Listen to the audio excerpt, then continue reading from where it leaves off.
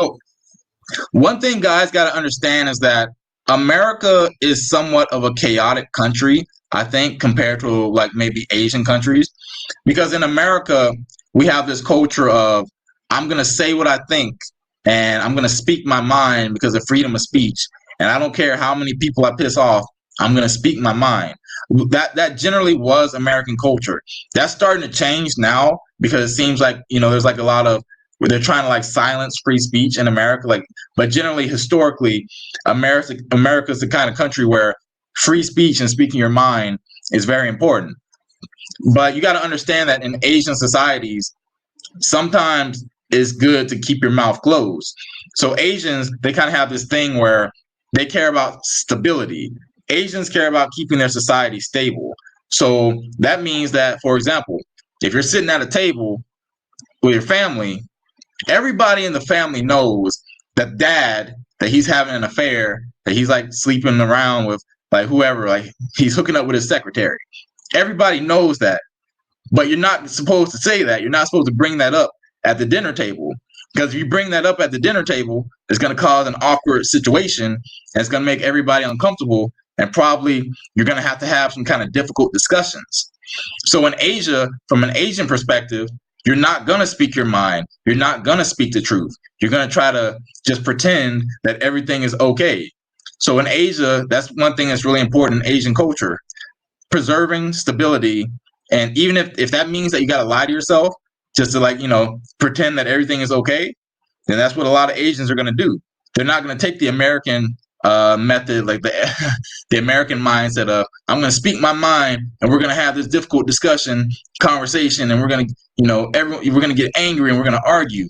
Asians don't follow that kind of path. Okay, so you think that basically the freedom of speech is an issue that wouldn't work there. Well, we know it wouldn't work there. So what about economic status? You said that pretty much the finances don't really matter because there's a lot of rich Chinese people there anyway. Yeah. In the richer Asian countries like China, Japan, South Korea, Singapore, I got a map up here that I'm looking at. That's why I keep looking up. But basically in the richer Asian countries, women aren't like, not every woman is poor. I think a lot of guys, they go to these poorer countries and it kind of blinds them. Or they go to these places where pay for play is like the main way of getting women. And it kind of gives them a negative perception, like it gives them an inaccurate perception. Like their perception is inaccurate. They aren't seeing like how normal women actually behave. They think that every woman can be bought. And yeah, to a certain extent, it is true that I think almost everybody has a price tag. Like if you're talking billions of dollars, and yeah, everybody has a price tag. But generally speaking, the average woman that you meet on the street, unless she's like very poor and hungry or she really needs money, you being like super rich, it might not have as big an influence on her as you might think it is. Like a lot of us guys, we think, hey, as soon as I get $1 million in my bank account, beautiful women are just going to magically appear in my bedroom.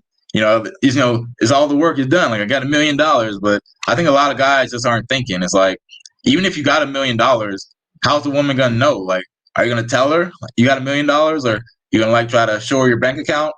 Do you think that's going to make you look like a loser if you're approaching women, kind of showing them your bank account? Like, what do you think is going to happen after you get rich? So I know Chinese guys who like come from $1 billion families.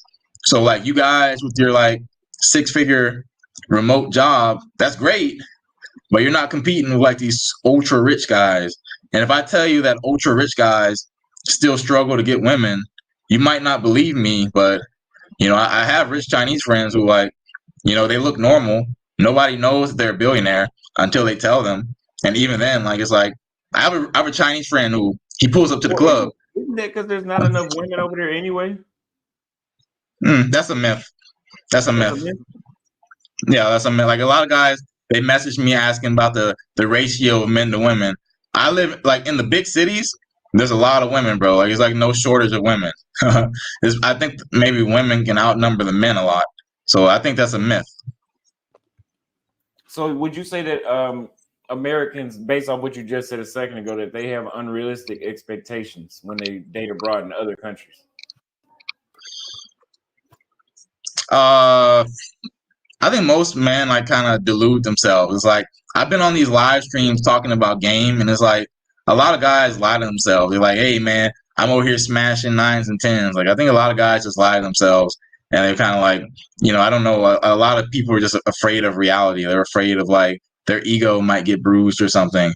But yeah, it's possible that like the YouTube generation, if we're like presenting a false image, like a lot of us are kind of capping a little bit when we like put these thumbnails of smiling women, but we're not really telling about the dark stuff that goes on behind the scenes. It's like I've had this problem. I think Austin, you've also had this problem where we work with these women, we film YouTube videos, and we show the good side, but there's also a lot of downsides that we don't put on camera.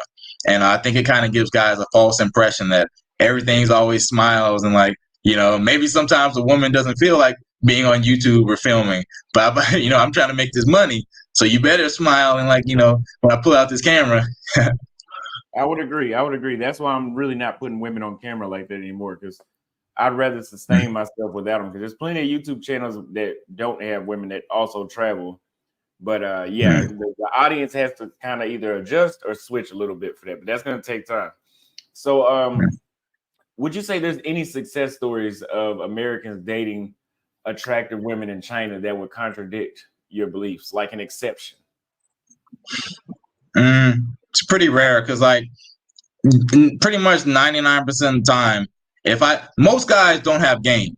So like if you see like a really a hot girl with a guy, usually that guy is going to be equally attractive in some way. Like that guy, he's either really tall or really good looking. I rarely, see like or like he could be super, super rich and he's like blowing bags. Like he's like walking at like the Gucci store is right across the street from me. It's like apparently that Gucci store in my city is like the most profitable Gucci store on the planet. So I often see like, Chinese guys walking around holding Gucci bags and he's standing next to a beautiful woman. But, that guy, he's probably super rich and he probably, he might take her to the Gucci store multiple times a week. So that's the type of money that we're talking about. But where like an unattractive guy is going to be like walking around like a 8 or a 9. But usually it's like all the time. If I see like a hot girl, she's with a hot guy. Very rarely do I see like a hot girl with like an unattractive guy, physically unattractive. Okay. So put a 1 in the chat if you guys can hear me. You should be able to hear me right now. Well, I know he can hear me just fine. So would you say that your viewpoint on how you view dating in Asia is different in different regions or cities? Like, does some of these facts change depending on where you are? Yeah, so it seems like there are some countries where women are generally more happy to date foreigners. It seems like I think most guys could agree that Thai women seem particularly excited about foreigners compared to maybe Japanese women. Like Japan is actually pretty famous for like Japanese people love Japan. So like they really don't travel compared to like other Asians. But for Chinese people, it seems like a lot of Chinese people are always trying to go somewhere else. Like I got a girl now, she's actually in Pattaya. I was like, what? Why are you going to Pattaya? And like Chinese people, they love Pattaya. They go to Pattaya for the beach. And I met a Chinese girl when I was in the Philippines. And like you can find Chinese people always outside of China. And so I think generally Chinese people are pretty excited by foreigners. They're pretty excited by foreigners, contrary to what the media might tell you. Like the average Chinese person, I think your chance of getting a hot girl here who like is really excited to like be with you because excited about your foreign culture, that is like a pretty high probability over here. A hot girl according to American standards, right?